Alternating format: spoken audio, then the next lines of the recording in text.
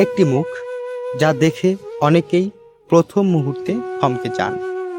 কিন্তু আপনি কি কখনো ভেবেছেন সেই মুখের আড়ালে লুকিয়ে থাকা মানুষটির গল্প কি? মাত্র 3 বছর বয়সে একটি রোগ, তারপর দীর্ঘ চিকিৎসা, বাংলাদেশ থেকে ভারত। বেঁচে থাকার জন্য হারাতে হয়েছে নিজের মুখের একটি অংশ, তবুও তিনি হার মানেননি।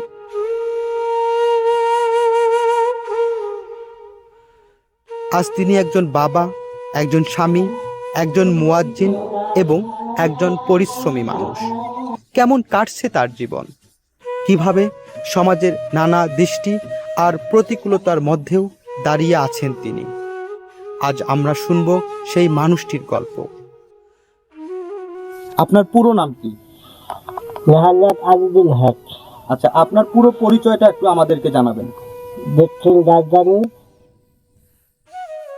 বিরাট দক্ষিণ রাজধানী, চারটি ইউনিয়ন, থানা দিনদারি, জেলা কিরবিরাট। আচ্ছা, কত বছর থেকে আপনি এই সমস্যায় ভুগতেছেন বা আপনার এই রোগের সূত্রপাত কিভাবে হয়েছিল, কতটুকু জানেন আপনি এই বিষয়ে জানাবেন? আমি জানি আমার যখন 3 বছর তখন আমি জানি আমার নীলা গায়ে ছিল দাঁতের বেড়া। নীলা গায়ের থেকে দেখেন এই দেখেন আমি ডাক্তারের চিকিৎসা নিয়েছিলাম। এই চিকিৎসা আমি এখানে 1 বছর চিকিৎসা নিয়েছিলাম। আমি এখানে ঢাকা কিনতে গেছিলাম, কাজে হালাই তার ঝাড়ুতে গেছিলাম, ঝাড়ুতে যাওয়া তার আস্তে আস্তে এরকম চিকিৎসা নিয়েছি। আপনার পরিবারে কতজন সদস্য? 4 জন। 4 জন সদস্য। আচ্ছা, আপনি সংসার কিভাবে চালান? সংসার নেওয়ার জন্য জেলা গাড়ি চালাই আর আমি শীতে মেঘ জমি করি। এটা হলো চলতেছে।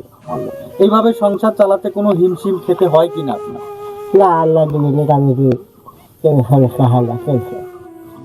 আজিজুল হকের স্ত্রীর ভাষ্য অনুযায়ী অনেক কষ্ট আর অভাবের মধ্যেও তাদের সংসারে পারস্পরিক ভালোবাসা ও বোঝাপড়ার কোনো অভাব নেই।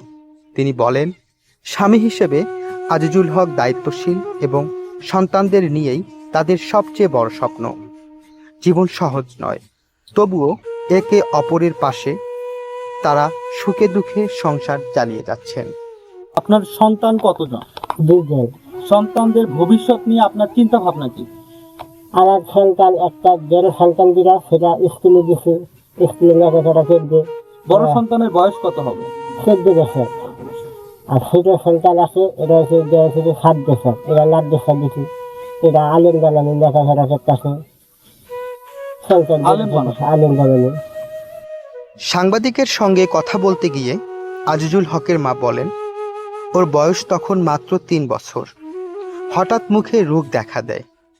তখন আমাদের সংসারে খুবই অভাব ছিল। ছেলের চিকিৎসার জন্য অনেক কষ্ট করেছি, অনেক জায়গায় ছুটেছি। একজন মা হিসেবে সন্তানের এমন কষ্ট সহ্য করা খুবই কঠিন ছিল। আল্লাহ রহমতে আজ সে বেঁচে আছে, সংসার করছে, সন্তানদের মানুষ করছে।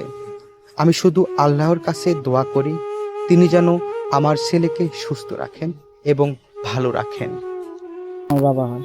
আচ্ছা, আমরা তো জানি আপনার বাবার শারীরিকভাবে একটু সমস্যা, হ্যাঁ, তো এ বিষয় নিয়ে আপনি কখনো কোনো সমস্যার সম্মুখীন হয়েছেন কিনা? না, এরকম ভাবেই হয় নাই, কারণ আমার বাবা পড়ালেখা করে, এত কষ্ট করে ভ্যান চালায়, ঘোড়া গাড়ি চালায়, আমার মানুষ করছে, এত বড় করছে। আমার এই পড়াশোনা করে আমার বন্ধু বান্ধব মানে দেখছে আর কি, প্রথমে দেখে শরমই করছে, তারপর মনে করেন আস্তে আস্তে সব ঠিক হয়ে গেছে। মানে এরকম আর কি সমস্যা হয়নি। সমস্যা হয়নি না।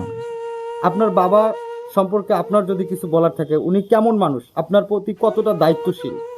আমার উদ্দেশ্য আমি যে বলতেছি, আমি যতটুকু না আমার বাবারে চিনি, আমার বাবা অনেক ভালো। আমার ওই মনে থেকে আমি বলতেছি, কারণ আমার বাবার মতো আর কেউ হয় না। আমার মন থেকে এটা বলতেছি, কারণ আমার বাবা আমার সবচেয়ে প্রিয়। কাছের মানুষ বলতে আপনার বাবা। হ্যাঁ। আজিজুল হক আমাদের এলাকার সন্তান। ওনার ছোট থাকতে এই সমস্যা রোগ হয়, তো ওনার বাপ মা অসংখ্য চেষ্টা করছেন। চেষ্টা করার ফলে কোনো কাজ হয় নাই, ওইটা ঘাও বাড়তি হয়ে হয়ে হয়ে পড়ে গেছে। তো আমরা একসাথে চলাফেরা করি অনেক দিন থেকেই, আমাদের বন্ধু বান্ধব। তো আমাদের সাথে কোনো দিন কোনো মনমালিন হয় নাই। আমাদের এলাকায় খুব সুন্দরভাবে চলাফেরা করতেছি। ওনার 2টা সন্তান আছে। মনে করেন ঘোড়ার গাড়ি চালাইতো আগে, ওই গাছ থেকে পয়রা মাঞ্জা সমস্যা হয়েছে, তখন থেকে মজ্জিনি করে, ঘোড়া গাড়ি চালান বাদ দিয়ে মজ্জিনি করে। তো সংসার চলতেছে আর কি, মানে জায়গা উনি জমি মানুষ এরকম। হিসেবে কেমন?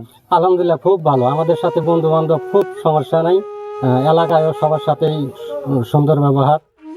হয়তো আয়নায় তাকালে আজিজুল হক আগের সেই মুখটি আর খুঁজে পায় না, কিন্তু তার 2 সন্তানের কাছে তিনি একজন আদর্শ বাবা, প্রতিবেশীদের কাছে একজন সৎ মানুষ, আর মসজিদের মুসল্লিদের কাছে একজন পরিচিত মুয়াজ্জিন।